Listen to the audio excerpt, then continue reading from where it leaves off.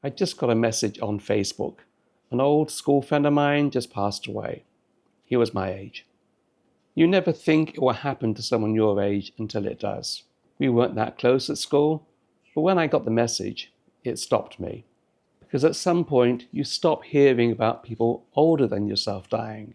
You start hearing about people your own age, and that changes everything. The message was simple, just the news and when it happened. No details, I just sat there staring at my phone, and suddenly I was back in the early 90s. I'd reached out to him then. I was working on a song, and I needed a session musician for the studio. He played guitar. Now, we weren't close friends, but he said yes. That's the kind of person he was. And that's when it hit me. If this can happen to him, it can happen to any of us. If you're over 50, you know that feeling. That moment when mortality stops being abstract and becomes personal. When you realize people dying aren't just older than you anymore. They're your people, your classmates, your colleagues, people who were supposed to have decades left. Maybe you've gotten that message too, through Facebook, through a mutual friend, or someone who lives in your hometown. And suddenly, you're asking yourself the question you've been avoiding. When did we start assuming that we had all this time? How many people did you lose contact with, thinking you'd reconnect someday? At this age, you realize life isn't a straight line anymore. It's a countdown of moments you actually get to live. Here's what the research on mortality awareness shows us. When people are reminded of death, they either retreat into denial or they wake up to what actually matters. Most choose denial. It's not weakness. It's human. We'll tell ourselves stories about someday because the truth is harder to face. Someday, I'll reach out to old friends. Someday, I'll visit my hometown. Someday, I'll have that conversation. But someday is what psychologists call temporal distancing, a defense mechanism. The brutal truth, moving to another country, getting busy with life, assuming there's always time. These aren't reasons, they're excuses. And now someday is never. I keep thinking about the studio session in the 90s. How easy it was just to ask. How he just said yes, no big deal.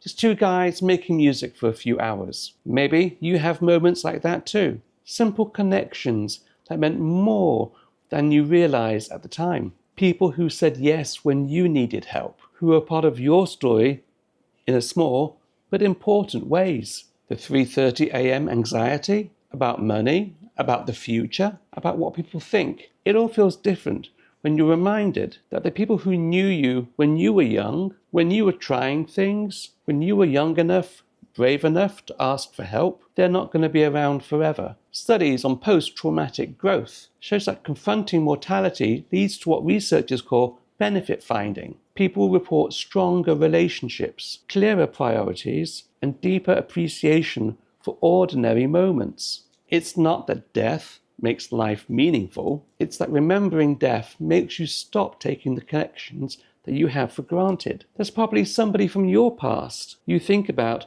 but never connect, someone who was a part of your story. The research on regret shows that people over 50 regret the chances they didn't take more than the mistakes they made, the calls they didn't make, and the messages they didn't send. Maybe the real question isn't how long we live. It's how present we are for the connections we already have. If there's someone you've been meaning to reach out to, that old friend, the former colleague, that person who helped you once, what are you waiting for? The perfect moment? The right words? For life to slow down to make it feel like it's important? Because here's what my friend's death reminded me. Those simple connections matter more than we think. I wish I had sent him that message. And maybe there's someone you're thinking about now too. What I've come to realize is this. People care in moments, but life moves on. And that's not cold. It's freeing. Because when you finally see that clearly, you stop living for approval and start living for truth. Watch the next video, looking at a Barbara Corcoran interview explaining why nobody cares. It sounds harsh, but it's one of the most freeing lessons you'll ever hear. Cheers.